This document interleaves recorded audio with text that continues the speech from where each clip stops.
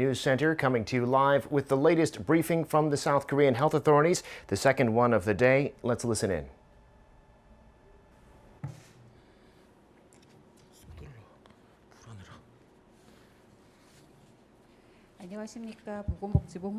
Good afternoon, everyone.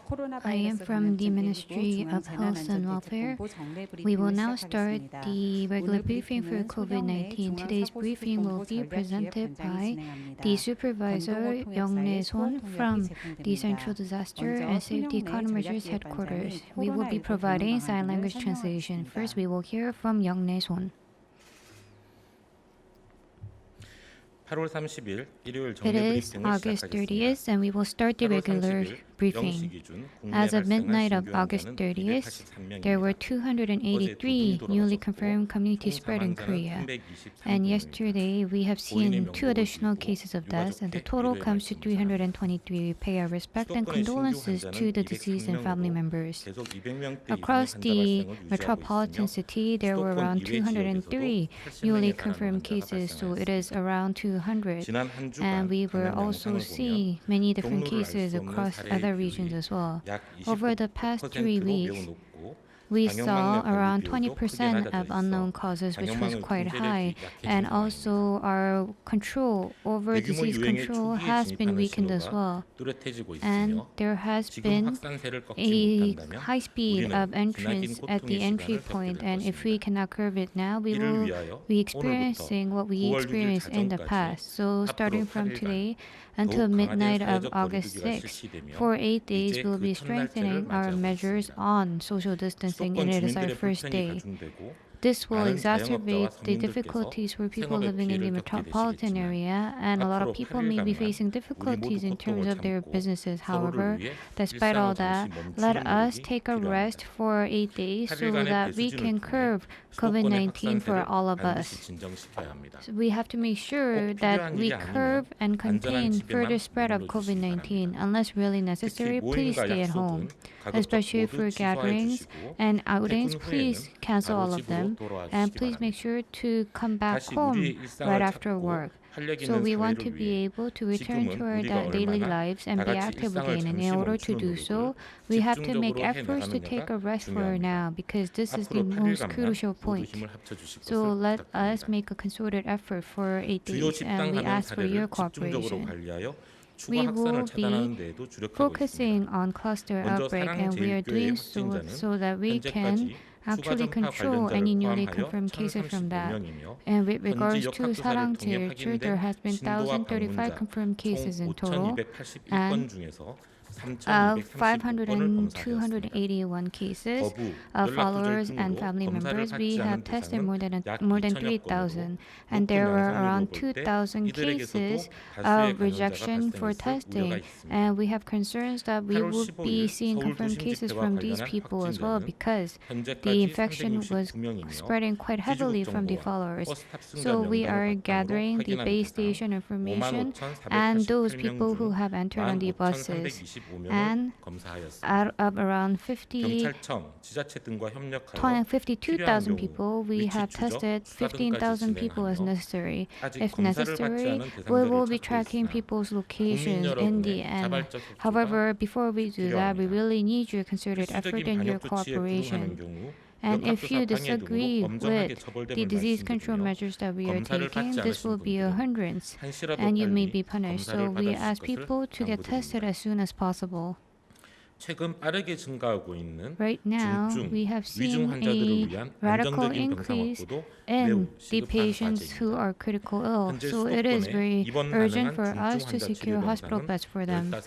Right now, for the hospital beds for critical ill people, we have secured around hospital beds in around 15 hospitals. So we are still facing shortages.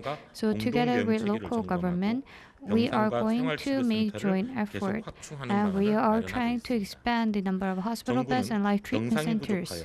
Right now, we are in a shortage of hospital beds. However, we are going to make sure and strive hard so that we don't have a shortage when we are real in need of that by patients. Now I'll explain about the general strike by doctors. Yesterday, with the Ministry of Health and Welfare, tried to stop the strike of doctors, but despite all that, the residents decided to continue with the general strike. The government feels this is very unfortunate. Until now, the government, considering the urgency of COVID-19, has made many requests to doctors. So, the government has asked the doctors to stop the strike until the end of this crisis and to cooperate afterwards. And this proposal has been made and agreed upon by the doctors, and this proposal still stands.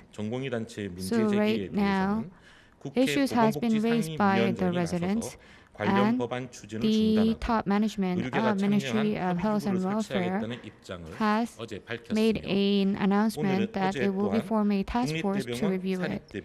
And today, with private hospitals and public hospitals and many top officials, they have even promised that they will try to execute the proposal made by the government. However, despite all that, the strike is still ongoing, and the residents have not actually told us about the actual reasons for it, and this seems it is very unfortunate.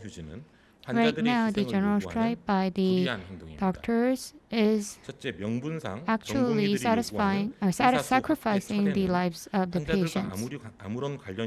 So right now, this is an issue that is related to the system of the medical industry that is not related to the patients at all.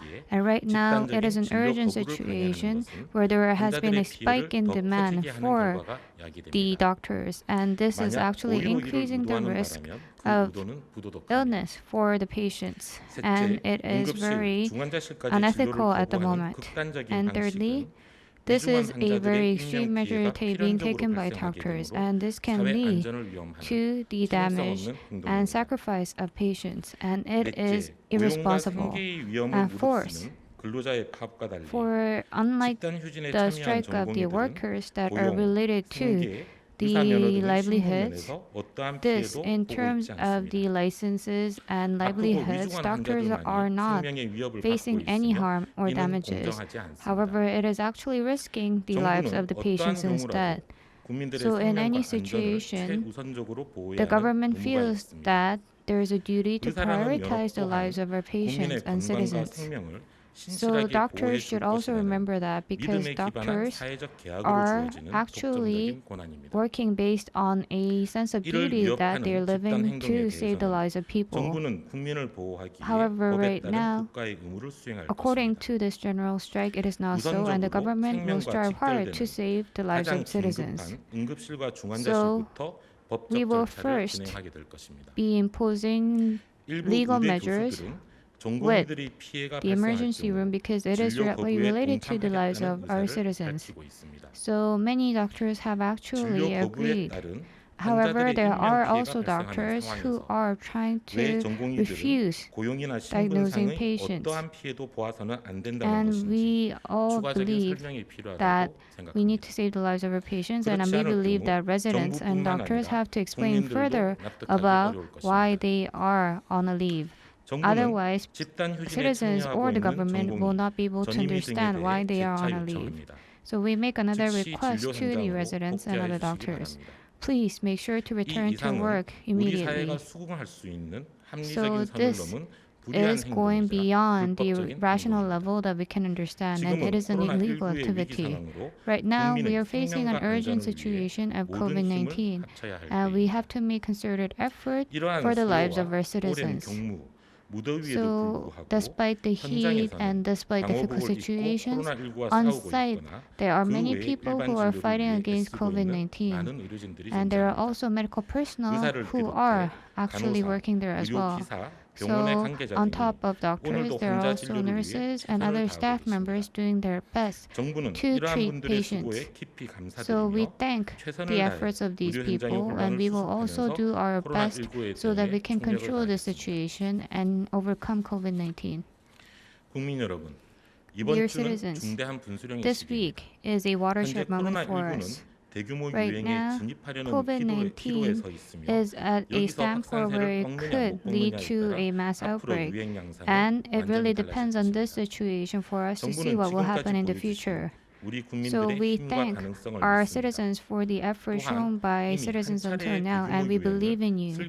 And we have wisely overcome one crisis already, so we have an experience of success. So let us focus once again for the next 8 days, and we ask each of our citizens to stand at the forefront to overcome COVID-19. The government will also stay tense and make all of our efforts so that we can curb COVID-19. Thank you. 지금부터 질의응답 시간을 가지겠습니다. 브리핑은 사회적 거리 두기. And that'll conclude our coverage of this briefing. Thank you for watching. Arirang News will be back with our regular newscast at 6 p.m. Korea time.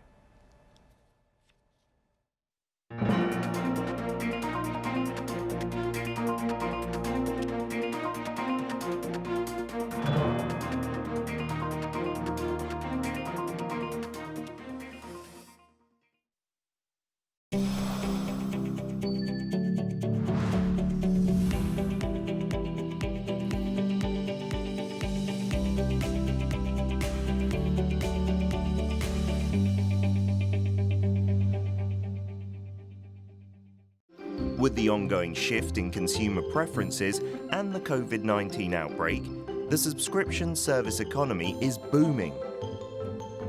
Moving beyond the familiar media subscription service